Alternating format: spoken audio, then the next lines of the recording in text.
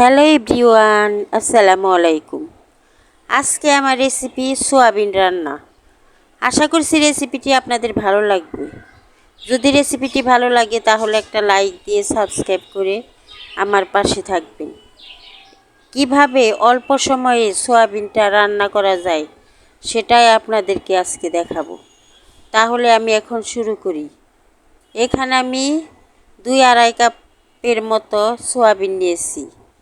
ফুটন্ত গরম পানি দিয়ে সোয়াবিনটাকে 5-10 মিনিট ভিজিয়ে রাখবো।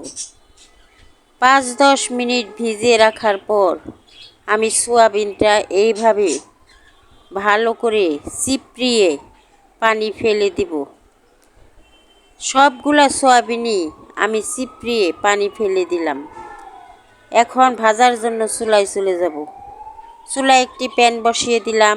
প্যানে 2 টেবিল চামচ পরিমাণ তেল দিয়ে দিলাম। এখন সোয়াবিনগুলা তেলের মধ্যে দিয়ে দিলাম। অল্প একটু লবণ দিলাম, অল্প একটু হলুদের গুঁড়া দিলাম। এখন নেড়ে চেড়ে ভালো করে সোয়াবিনগুলা আমি ভেজে নিব। ভালো করে নেড়ে চেড়ে সোয়াবিনটা ভেজে নিতে হবে। আমার সোয়াবিন ভাজা হয়ে গেছে। আবারও চুলায় প্যান বসিয়ে দিলাম, অল্প একটু তেল দিয়ে দিলাম।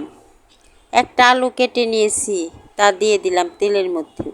অল্প একটু হলুদ দিলাম, অল্প একটু লবণ দিলাম। এখন আলুটা আমি তেলের মধ্যে ভেজে নিব।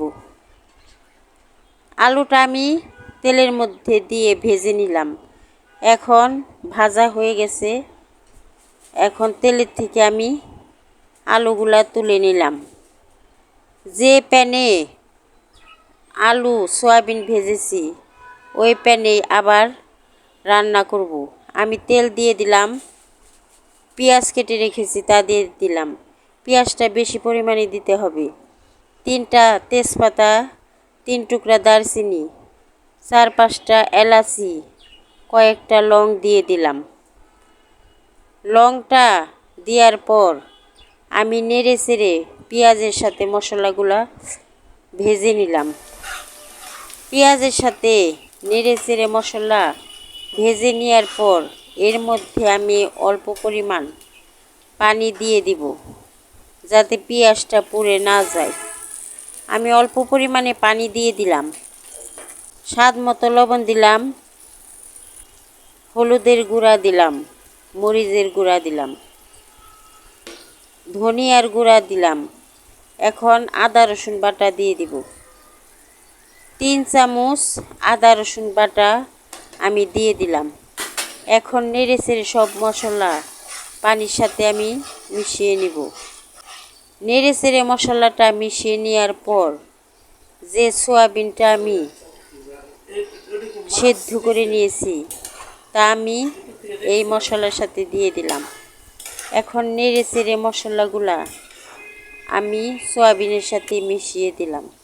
এখন ঢাকনা দিয়ে ঢেকে সোয়াবিনটা কষিয়ে নিব। ঢাকনা দিয়ে ঢেকে দিলাম। কিছুক্ষণ পরে ঢাকনা উঠিয়ে সোয়াবিনটা নেড়ে দিলাম। আবারও ঢাকনা দিয়ে ঢেকে আবারও কিছুক্ষণ আমি সোয়াবিনটা কষিয়ে নিব। ঢাকনা দিয়ে ঢেকে দিলাম। আবারও কিছুক্ষণ পরে ঢাকনা উঠিয়ে সোয়াবিনটা আমি নেড়ে দিলাম। এখন কষানো হয়ে গেছে। এর মধ্যে আমি পানি দিয়ে দিব পরিমাণ মতো। পানি দিয়ে দিলাম পরিমাণ মতো। পানি দেওয়ার পর এর মধ্যে আমি আবারও ঢাকনা দিয়ে ঢেকে দিলাম। ঢাকনা দিয়ে ঢেকে 3-4 মিনিট রান্না করলাম। 3-4 মিনিট রান্না করার পর ঢাকনা উঠিয়ে সোয়াবিনের তরকারিটা আমি নেড়ে দিলাম। এখন আবারও ঢাকনা দিয়ে ঢেকে দিব। আবারও কিছুক্ষণ রান্না করব। কিছুক্ষণ পরে ঢাকনা উঠিয়ে আবারও নেড়ে দিলাম। পানিটা অনেকটাই শুকিয়ে গেছে। এখন এর মধ্যে ভাজা জিরার গুঁড়া দিয়ে দিলাম। ভাজা জিরার গুঁড়া দেওয়ার পর আবারও নেড়ে চেড়ে জিরার গুঁড়া আমি মিশিয়ে দিলাম। এখন তেজপাতাগুলা তুলে ফেলে দিব। তেজপাতা ফেলে দেওয়ার পর আবারও ঢাকনা দিয়ে কিছুক্ষণ রান্না করব। আবারও ঢাকনা দিয়ে ঢেকে দিলাম। ঢাকনা দিয়ে ঢেকে দেওয়ার পর আবারও কিছুক্ষণ রান্না করার পর ঢাকনা উঠিয়ে আমি সোয়াবিনের তরকারিটা নেড়ে দিলাম। এখন সোয়াবিনের তরকারি রান্না হয়ে গেছে। আমি চুলার থেকে নামিয়ে নিলাম। কেমন লাগলো সোয়াবিনের তরকারি মানে সোয়াবিন ভুনা?